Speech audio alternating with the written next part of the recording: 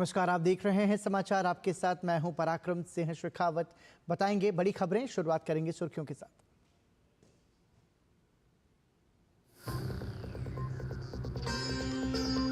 भाजपा के वरिष्ठ नेता और गृह मंत्री अमित शाह ने दिल्ली में झुग्गी बस्तियों के प्रधानों से की मुलाकात। कहा, आम आदमी पार्टी ने लोगों को दिया धोखा।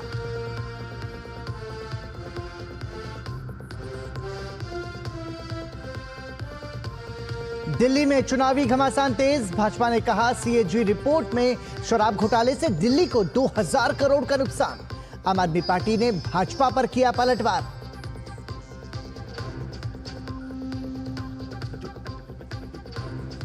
उत्तर प्रदेश के कन्नौज में रेलवे स्टेशन परिसर में निर्माणाधीन इमारत ढही। कई मजदूरों के दबे होने की आशंका।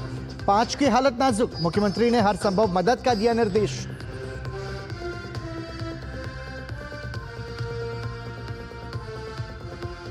छत्तीसगढ़ की सुकमा पुलिस को मिली बड़ी सफलता। 2 महिला नक्सलियों समेत 9 हार्डकोर नक्सलियों ने किया आत्मसमर्पण। सरेंडर करने वाले सभी नक्सलियों पर 43 लाख रुपए का था इनाम।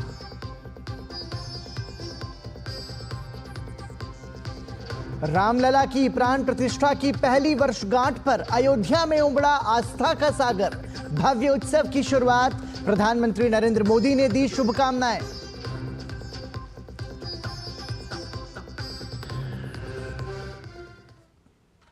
केंद्रीय गृह मंत्री अमित शाह ने आज नई दिल्ली में झुग्गी बस्ती प्रधान सम्मेलन में हिस्सा लिया। जवाहरलाल नेहरू स्टेडियम में आयोजित सम्मेलन में गृह मंत्री ने दिल्ली के 3000 झुग्गी बस्तियों के प्रधानों से मुलाकात की। अमित शाह ने प्रधानों से उनकी समस्याओं को जाना और उनसे पार्टी की योजनाओं के बारे में चर्चा की। केंद्रीय गृह मंत्री ने सम्मेलन को संबोधित करते हुए कहा कि मैं आज यहाँ आपको ये बताने आया हूँ कि आप दिल्ली के मुक्तिदाता बन सकते हैं। 5 फरवरी दिल्ली का आपदा से मुक्ति दिवस है। आप दिल्ली को कई सारी आपदाओं से मुक्त करा सकते हो और मेरी बात गांठ मार कर जाना और माताएं बहनें अपने पल्लू से बांध कर जाए। 5 फरवरी दिल्ली का आपदा से मुक्ति दिन है। उस दिन आपदा से मुक्ति। किस चीज से मुक्ति चाहिए? भ्रष्टाचार से मुक्ति प्राप्त करना। जो लोग भ्रष्टाचार के खिलाफ आंदोलन किया, अन्ना जैसे संत पुरुष को आगे कर सत्ता पर आए, उन्होंने इतना भ्रष्टाचार किया कि देश की सभी सरकारों के रिकॉर्ड भ्रष्टाचार करने में तोड़ दिए। गृह मंत्री ने आम आदमी पार्टी पर हमला बोलते हुए प्रधानों को बताया कि केजरीवाल दिल्ली वालों के लिए आपदा बन गए हैं।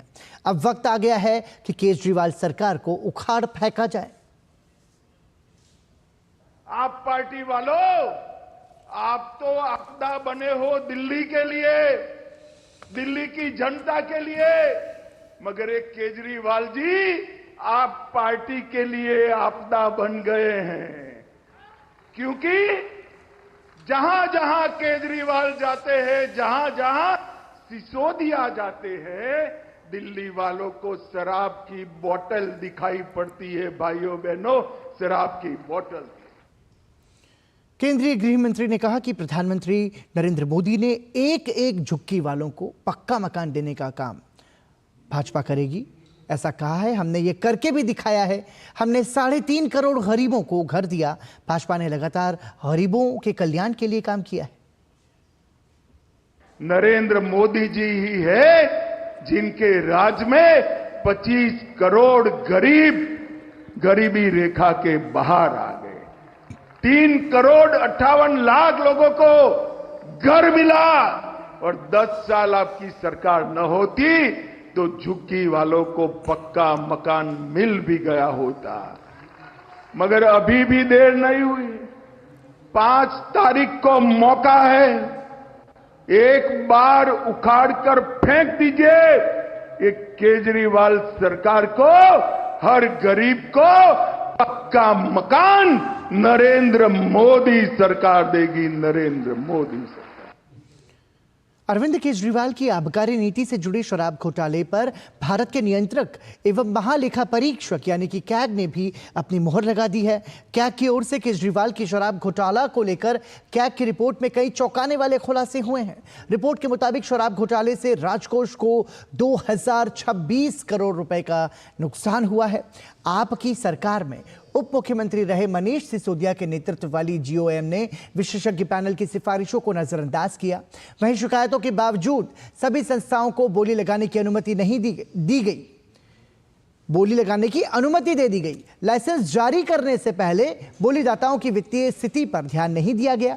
लाइसेंस जारी करने में नियमों का उल्लंघन हुआ और उल्लंघनकर्ताओं को जानबूझकर दंडित नहीं किया गया। यही नहीं, मूल्य निर्धारण में भी पारदर्शिता का अभाव रहा और आबकारी नीति से जुड़े कई महत्वपूर्ण निर्णयों पर कैबिनेट या एलजी की मंजूरी नहीं ली गई। आबकारी नियमों को विधानसभा के समक्ष भी नहीं रखा गया। सीएजी रिपोर्ट में कहा गया है कि कुछ खुदरा विक्रेताओं ने पॉलिसी अवधि समाप्त होने तक लाइसेंस लिए रखा, जबकि कुछ ने पॉलिसी अवधि समाप्त होने से पहले ही उन्हें सरेंडर कर दिया। चूंकि सरकार ने सरेंडर किए गए खुदरा लाइसेंसों को फिर से टेंडर नहीं किया, इसलिए राजकोष को लगभग 890 करोड़ का नुकसान हुआ। आप सरकार द्वारा जोनल लाइसेंसधारियों को दी जाने वाली छूट के कारण 941 करोड़ रुपए का नुकसान हुआ। वहीं कोविड प्रतिबंधों के आधार पर जोनल लाइसेंसधारियों को 144 करोड़ रुपए की नियम विरुद्ध लाइसेंस फीस की मुआफी दे दी गई। साथ ही सिक्योरिटी डिपॉजिट का गलत संग्रह करने के कारण 27 करोड़ रुपए का अतिरिक्त राजस्व नुकसान भी हुआ। अपने रिपोर्ट में कैग ने कहा कि जो खामियां पाई गई हैं उनके लिए जिम्मेदारी और जवाबदेही तय की जानी चाहिए। भाजपा नेता अनुराग सिंह ठाकुर ने आम आदमी पार्टी और आप नेताओं को भ्रष्टाचार पर जमकर लताड़ा। उन्होंने कहा कि आपके दिल्ली में शराब घोटाले से दिल्ली की जनता त्रस्त है। साथ ही उन्होंने कहा कि जांच एजेंसियों ने समय समय पर शराब घोटाले की रिपोर्ट टेबल पर रखने को कहा, लेकिन मुख्यमंत्री आतिशी ने अपनी पार्टी और अपने आकाओं को बचाने के लिए शराब घोटाले की सच्चाई सार्वजनिक नहीं होने दी। आज जनता शराब घोटाले का सच जानना चाहती है। अगर दिल्ली को 2026 करोड़ का राजकोषीय घोटाला, राजकोषीय घाटा अगर 2026 करोड़ का किसी ने किया तो अरविंद केजरीवाल जी ने किया है, आम आदमी पार्टी ने किया है। और अगर आबकारी नियमों को अनुमोदित करने के लिए विधानसभा में नहीं लाए गए तो 10 बड़ी मेजर फाइंडिंग्स आज C&AG की है। ये किसी राजनीतिक दल की नहीं, किसी राजनीतिक विरोधी की नहीं, ये देश की उस संस्था की बात है जो अकाउंटेबिलिटी तय करती है, जो गवर्नेंस पे बात करती है। और अगर एलजी महोदय ने कहा कि आप विधानसभा सत्र बुलाओ और C&AG की रिपोर्ट्स को वहां पे पेश करो, वहां पे टेबल करो, ऐसी कौन सी मजबूरी थी सीएम आतिशी की कि आम आदमी के पाप को छिपाने के लिए, आम आदमी पार्टी के पाप को छिपाने के लिए और C&AG की रिपोर्ट को टेबल ना करने के लिए क्यों उन्होंने ये रोक लगाई, क्यों अब तक असेंबली बुलाकर उसको टेबल नहीं किया। अनुराग सिंह ठाकुर ने कहा कि जो पहले दूसरी सरकारों से घोटाले का हिसाब मांगते थे वो आज अपने घोटाले का हिसाब जनता को क्यों नहीं दे रहे हैं। आज वो अरविंद केजरीवाल कहां चले गए जो आज से 11 साल पहले बड़ी बड़ी डींके हाथ, कहां गए वो जो उस समय कांग्रेस के घोटालों का हिसाब मांगते थे, आज अपने घोटाले का जवाब देने से भागते हैं। आज न इनके पास जवाब है टूटी फूटी सड़कों का, न दिल्ली के लोगों को गंदा पानी मिलता उसका जवाब है, न बढ़ते हुए बिजली के जो बिल आते हैं उसका जवाब है, न कौन आम आदमी पार्टी का चेहरा होगा उसका जवाब है, न बड़े हुए पहाड़ जो गंदगी के हैं और जो प्रदूषण दिल्ली में है, किसी बात का जवाब है जब इनके पास नहीं तो रोज कुछ ना कुछ 3-4 प्रेस कॉन्फ्रेंस करके देते हैं। इससे चलेगा नहीं साहब। दिल्ली की जनता आपदा मुक्त होना चाहती है। दिल्ली शराब नीति पर नियंत्रक और महालेखा परीक्षक की रिपोर्ट पर भाजपा के राष्ट्रीय अध्यक्ष जेपी नड्डा ने दिल्ली सरकार पर हमला बोला है। भाजपा अध्यक्ष ने सोशल मीडिया साइट एक्स पर लिखा है कि शराबबंदी पर सीएजी रिपोर्ट ने अरविंद केजरीवाल और आम आदमी पार्टी सरकार की पोल खोल दी है। नीति बनाते समय जानबूझकर की गई चूक से सरकार को 2026 करोड़ रुपए का नुकसान हुआ। उन्होंने अपनी पोस्ट में लिखा कि सत्ता के नशे में चूर, कुशासन में मस्त, आपदा का लूट का मॉडल पूरी तरह से सामने आया, और वो भी शराब जैसी चीज पर। बस कुछ ही हफ्तों की बात है जब उन्हें वोट देकर सत्ता से बाहर कर दिया जाएगा और उनके द्वारा किए गए पाप के लिए दंडित किया जाएगा। शराबबंदी पर सीएजी रिपोर्ट ने अरविंद केजरीवाल और आम आदमी पार्टी सरकार की पोल खोल दी है। नीति कार्यान्वयन में जानबूझकर की गई चूक से राजकोष को 2026 करोड़ रुपए का नुकसान हुआ है। और समाचार में यहां रुक रहे हैं एक छोटे से ब्रेक के लिए। देखते रहिए डीडी न्यूज। अज सारे मोहल्ले हाजी, खुशियों दी टुंडी बाजी, हर स्वाद दिले चटकारे, नचदे ने सारे बाजी। लोहड़ी दी बधाइयां अज मिलके जश्न मनावांगे, लोहड़ी दियां लख लख बधाइयां। हो असली मसाले सच सच, MDH। जब धरती चीर कर निकलता है लोहे का पत्थर और मिलता है मोंगिया के जोश से, फिर तपता है, पिघलता है और बनता है फौलाद। अब होता है सरिया सारी खूबियों के साथ। मोंगिया स्टील, मजबूत देश का मजबूत सरिया। भाजपा नेता सुधांशु त्रिवेदी ने आम आदमी पार्टी पर बांग्लादेशी घुसपैठियों के फर्जी आधार कार्ड बनवाकर दिल्ली में मतदाता सूची में नाम शामिल कराने का आरोप लगाया है। उन्होंने कहा कि बांग्लादेशी घुसपैठियों को फर्जी आधार कार्ड बनाकर मतदाता बनाने का जो अभियान और षड्यंत्र चल रहा था, उसमें आम आदमी पार्टी के 2 विधायकों के हस्ताक्षर और मोहर वाले फॉर्म उपलब्ध हुए हैं। इससे साफ हो गया है कि वोटर आईडी को लेकर क्यों हाहाकार मचा रहे थे। बांग्लादेशी घुसपैठियों को फर्जी आधार कार्ड बनाकर मतदाता बनाने का जो अभियान और षड्यंत्र चल रहा था, उसमें आम आदमी पार्टी के 2 विधायकों के हस्ताक्षर और मोहर के फॉर्म उपलब्ध हुए हैं, जिसमें आम आदमी पार्टी के एक विधायक मोहिंदर गोयल जी और दूसरे विधायक जय भगवान जी के फॉर्म और हस्ताक्षर प्राप्त हुए हैं। अब इससे यह बात साफ हो जाती है कि ये किस कारण से हाहाकार मचा रहे थे। अब इनके दिल में कौन सा चोर बैठा हुआ था, वो साफ हो गया है।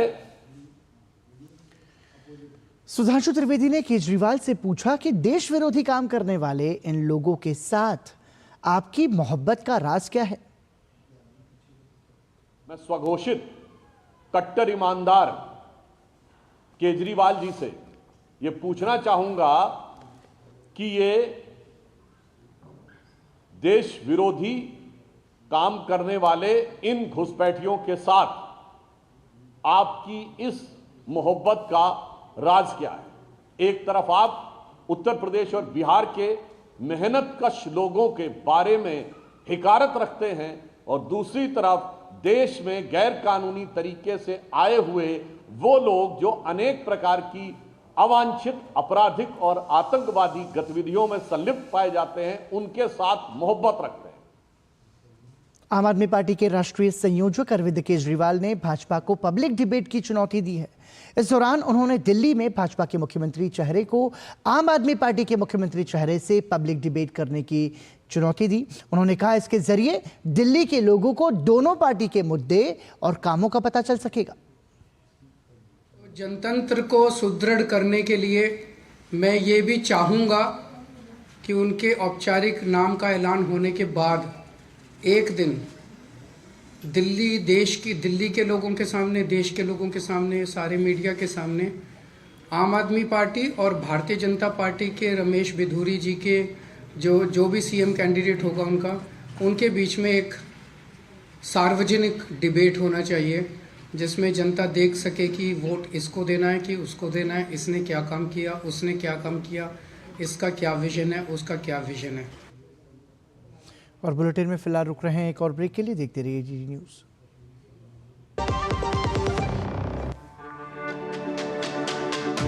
मेरी पसंद, मेरी पसंद, मेरी पसंद, मेरी पसंद,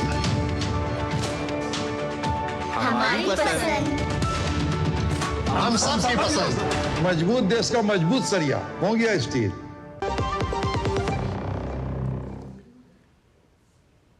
केंद्रीय मंत्री रामदास अठावले की party Republican Party of India A भी दिल्ली विधानसभा चुनाव में उतर गई है। रामदास अठावले की पार्टी केंद्र में एनडीए की सहयोगी है।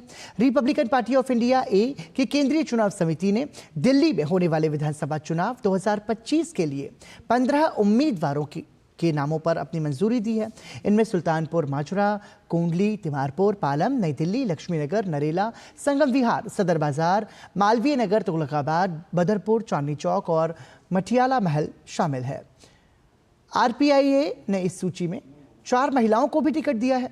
नई दिल्ली सीट से चुनाव पूर्व मुख्यमंत्री अरविंद केजरीवाल को टक्कर देने के लिए अठावले की पार्टी ने यहां से महिला प्रत्याशी शुभी सक्सेना को टिकट दिया है।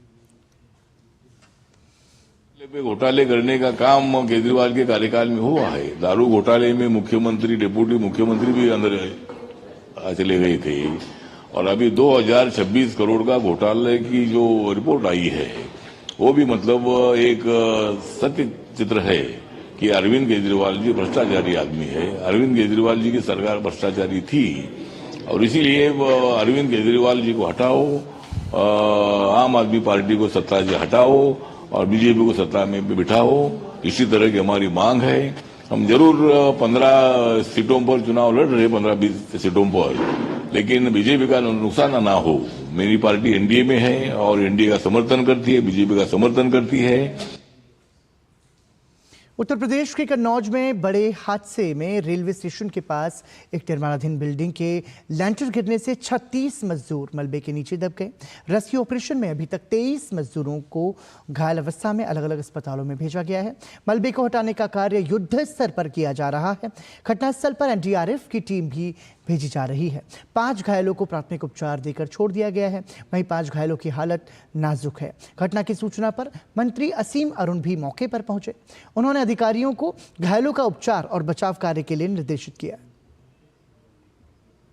अभी तक 20 लोग घायल हैं जो कि बहुत गंभीर नहीं है, उनको जिला अस्पताल में इलाज के लिए रखा गया है, अंडर ऑब्जर्वेशन। 3 लोग कुछ गंभीर हैं जिनको कि कन्नौज के मेडिकल कॉलेज में ले जाया गया और वहाँ पे उनका इलाज चल रहा है। बचाव कार्य चल रहा है, मशीनों को प्रयोग करके, कटर्स का प्रयोग करके और हाथों से भी जो सरिया, कंक्रीट, गीला जो है आदि पड़ा है उसको हम लोग हटा रहे हैं। रेलवे इसमें बहुत गहराई से जांच करेगा, क्योंकि ये पूरा स्ट्रक्चर गिर गया तो सुरक्षा मानकों की अनदेखी तो है ही, किंतु तकनीकी रूप से और गहन इसकी जांच होगी। जिसकी गलती है, जिसका दोष है, उनको निश्चित रूप से दंडित किया जाएगा। हादसे पर पूर्वोत्तर रेलवे सीपीआरओ पंकज कुमार सिंह ने बताया कि गंभीर रूप से घायल लोगों को 50,000 रुपए और जिन्हें मामूली चोटें आई हैं उन्हें 5,000 रुपए का मुआवजा देने का ऐलान किया गया है। रेलवे और राज्य सरकार की टीम घटनास्थल पर मौजूद है। राहत और बचाव का कार्य जारी है। सूचना प्राप्त हुई कि कन्नौज रेलवे स्टेशन पर स्लैब कास्टिंग के दौरान मजदूर घायल हो गए हैं, जिन्हें हॉस्पिटल भेजा गया है। घायलों को जिनकी ग्रीवियस इंजरी है उन्हें 50,000 रुपये और जिनकी सिंपल इंजरी है उन्हें 5,000 रुपये एक्स ग्रेसिया देने का अनाउंसमेंट किया गया है। रेलवे और राज्य सरकार की टीम घटनास्थल पर मौजूद है। राहत बचाव का कार्य जारी है और डीआरएम कुछ ही क्षणों में वहां पर पहुंचने वाले हैं। और यहाँ रुक रहे हैं एक और ब्रेक के लिए, बने रहिए हमारे साथ। जब धरती चीर कर निकलता है लोहे का पत्थर और मिलता है मोंगिया के जोश से, फिर तपता है, पिघलता है और बनता है फौलाद। अब होता है सरिया सारी खूबियों के साथ। मोंगिया स्टील, मजबूत देश का मजबूत सरिया। छत्तीसगढ़ की सुकमा पुलिस को बड़ी सफलता मिली है। जिले में सक्रिय नक्सल 2 महिला समेत 9 हार्डकोर नक्सलियों ने आत्मसमर्पण कर दिया है। सरेंडर करने वाले सभी नक्सलियों पर 43 लाख रुपए का इनाम था। ये सभी नक्सली बुरकापाल, चिंता गुफा, मिनपा समेत आधा दर्जन नक्सली हमलों में शामिल थे। नक्सल प्रभावित इलाकों में खुल रहे सुरक्षा कैंपों से सुरक्षा बलों को ये बड़ी सफलता मिली है। बता दें कि छत्तीसगढ़ शासन की छत्तीसगढ़ नक्सलवाद उन्मूलन एवं पुनर्वास नीति एवं सुकमा पुलिस द्वारा चलाए जा रहे नियत नीला नार योजना से प्रभावित होकर नक्सली लगातार समर्पण कर रहे हैं। तो सुकमा जिले में लगातार शासन की योजनाओं को लेकर और प्रोत्साहन पाकर यहाँ पे जो पुराने जो कैडर है, जो पुराने समय में नक्सलियों के साथ रहते थे या नक्सली सहयोगी थे या नक्सल के क्षेत्र में जो काम करते थे, उनके द्वारा आत्मसमर्पण किया जा रहा है। इसी तारतम्य में कुल 9 पुराने ऐसे माओवादी संगठन से जुड़े हुए सदस्यों ने आज इस ऑफिस में सरेंडर किया है, जिसमें से एक डीवीसी रैंक के हैं, 4 एसीएम रैंक के हैं और 4 पार्टी सदस्य हैं। इसमें टोटल 43 लाख के नक्सली हैं जो आज सरेंडर किए हैं। मेरठ के आईआईएमटी विश्वविद्यालय के दीक्षांत समारोह में रक्षा मंत्री राजनाथ सिंह मुख्य अतिथि के रूप में शामिल हुए। इस दौरान उन्होंने विश्वविद्यालय के मेधावी विद्यार्थियों को उपाधियां और पदक प्रदान किए। इस अवसर पर रक्षा मंत्री ने छात्र छात्राओं के उज्जवल भविष्य की कामना की। उन्होंने कहा कि 2047 तक भारत को विकसित देश बनाएंगे और छात्र छात्राओं के किए गए काम को दुनिया में एक नई पहचान दिलाने का काम करेंगे।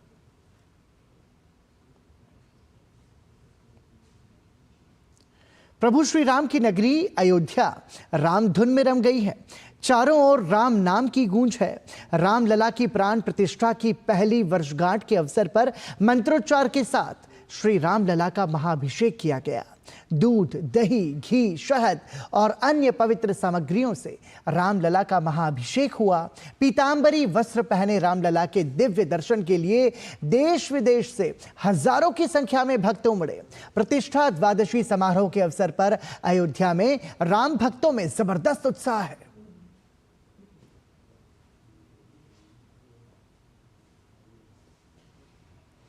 रामलला के भव्य महाअभिषेक के बाद रघुकुल नंदन श्री रामलला का दिव्य श्रृंगार किया गया। भगवान श्री राम को पीले रंग की बेहद ही खूबसूरत पोशाक पहनाई गई। उस पर रंग बिरंगे आभूषण देखकर मानो ऐसा प्रतीत हो रहा है जैसे कि रामलला साक्षात दर्शन दे रहे हो। रामलला की ऐसी अद्भुत छवि को देख भक्त मंत्रमुग्ध हो गए हैं। रामलला के अद्भुत श्रृंगार के बाद उनकी महाआरती की गई। इस मौके पर भक्त भाव विभोर नजर आए। रामलला की अलौकिक छवि के आगे सूर्य की रोशनी भी फीकी नजर आई।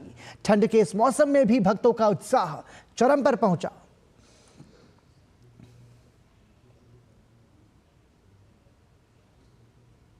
उत्तर प्रदेश के मुख्यमंत्री योगी आदित्यनाथ ने राम जन्मभूमि मंदिर के प्राण प्रतिष्ठा समारोह की पहली वर्षगांठ के अवसर पर श्री राम जन्मभूमि मंदिर में दर्शन किए। मुख्यमंत्री योगी आदित्यनाथ ने अयोध्या पहुंचकर प्रतिष्ठा द्वादशी में भगवान रामलला को 56 व्यंजनों का भोग लगाया और उनकी आरती की।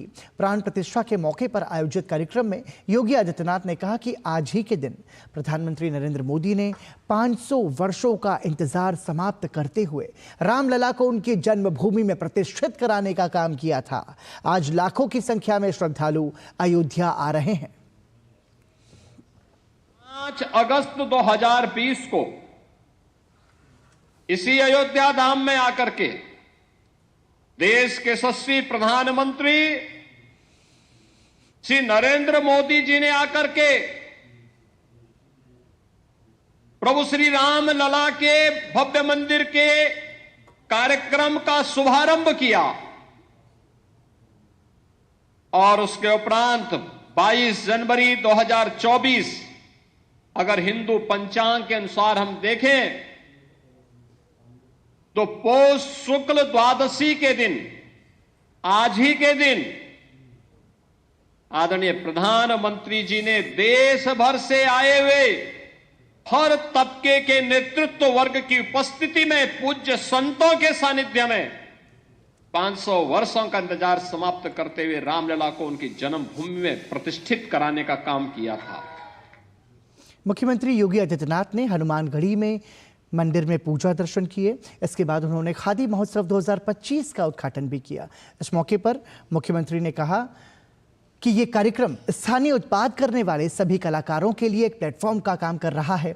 हमें जहां से भी कोई अच्छी चीज मिले उसे स्वीकार करना चाहिए।